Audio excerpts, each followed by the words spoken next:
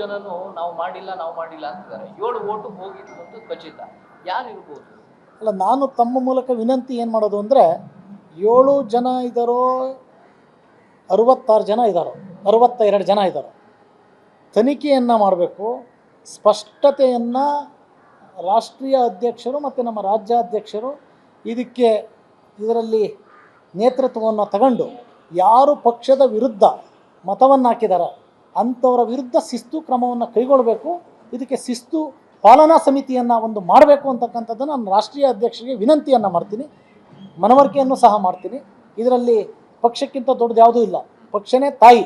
ನಾವೆಲ್ಲ ಆ ಭಾವನೆಯಿಂದ ಬಂದಿರತಕ್ಕಂಥವ್ರು. ರಾಜಕೀಯವಾಗಿ ನಾನು ಹಣ ಮಾಡಲಿಕ್ಕೆ ಬಂದವನಲ್ಲ, ಸರ್ವಿಸ್ ಮಾಡಲಿಕ್ಕೆ ಬಂದಿರತಕ್ಕಂಥವನು. ಬಹುಶಃ ಇವತ್ತು ಇಡೀ ಹಾಸನ ಜಿಲ್ಲೆಯಲ್ಲಿ ಬೇಲೂರು ವಿಧಾನಸಭಾ ಕ್ಷೇತ್ರದಲ್ಲಿ ಒಂದಲ್ಲ ಒಂದು ರೀತಿಯಲ್ಲಿ ಅಭಿವೃದ್ಧಿ ಕಾಣ್ತಾ ಇದೆ. ಜೊತೆಯಲ್ಲಿ ಜನಸಾಮಾನ್ಯರ ಜೊತೆ ಬೆಂಗಳೂರಿಗೆ ವಾರಕ್ಕೊಂದು ಸಲ ಬಿಟ್ಟರೆ ಉಳಿದಂಥ 6 ದಿವಸಗಳ ಕಾಲ ಮೀಟಿಂಗ್ ಇದ್ದಾಗ ಬಿಟ್ಟರೆ ಜನಸಾಮಾನ್ಯರ ಜೊತೆಯಲ್ಲಿ ಏನೇನು ಅಲ್ಲಿರ್ತಕ್ಕಂಥ ಸಮಸ್ಯೆಗಳನ್ನ ಆಲಿಸ್ತಕ್ಕಂಥ ಕೆಲಸವನ್ನು ಪ್ರಾಮಾಣಿಕತೆಯಿಂದ ಮಾಡ್ತಾಯಿದ್ದೀನಿ.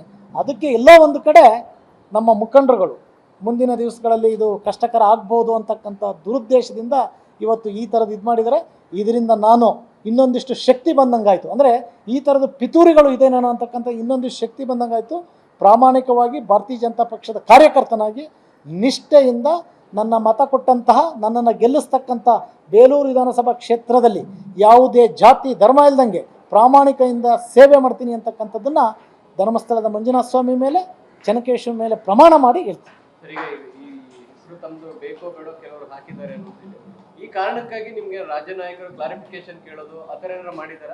ಬಹುಶಃ ನಾನು ಬಂದಂಥ ಸಂದರ್ಭದಲ್ಲಿ ನಾನೇ ನಮ್ಮ ರಾಜ್ಯಾಧ್ಯಕ್ಷರಿಗೆ, ನಮ್ಮ ವಿಪ್ ಅವರಿಗೆ ಮತ್ತು ವಿರೋಧ ಪಕ್ಷ ನಾಯಕರಿಗೆ ಕರೆಯನ್ನು ಮಾಡಿದೆ. ನಾನೊಬ್ಬ ಪ್ರಾಮಾಣಿಕ ಪಕ್ಷ ನಿಷ್ಠೆ ಇರ್ತಕ್ಕಂಥವನು, ನನ್ನಂಥವನ ಹೆಸರು ಅಲ್ಲಿ ಬರ್ತಾ ಇದೆ. ಆದ್ದರಿಂದ ನನಗೆ ತುಂಬ ಮುಜುಗರ ಆಗಿದೆ.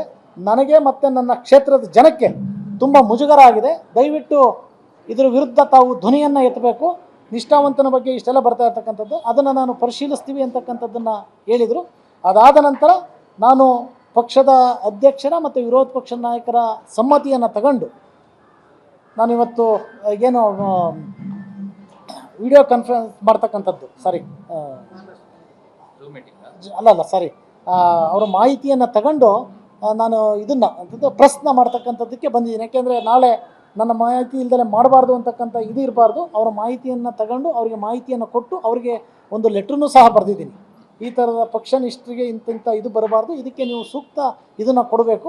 ಅದ್ರ ಜೊತೆಯಲ್ಲಿ ಏನು ಪ್ರಸಾರ ಮಾಡಿದ್ರ ಹಿಂದೆ ಕೈವಾಡ ಯಾರ್ದಿದೆ, ಪಕ್ಷದಲ್ಲಿರ್ತಕ್ಕಂಥವ್ರು ಇಲ್ಲ ಪಕ್ಷದ ಹೊರಗಡೆ ಇರ್ತಕ್ಕಂಥವ್ರು, ಇದನ್ನು ತನಿಖೆಯನ್ನು ಮಾಡಿ ಅವರ ವಿರುದ್ಧ ಶಿಸ್ತು ಕ್ರಮ ಆಗಬೇಕು.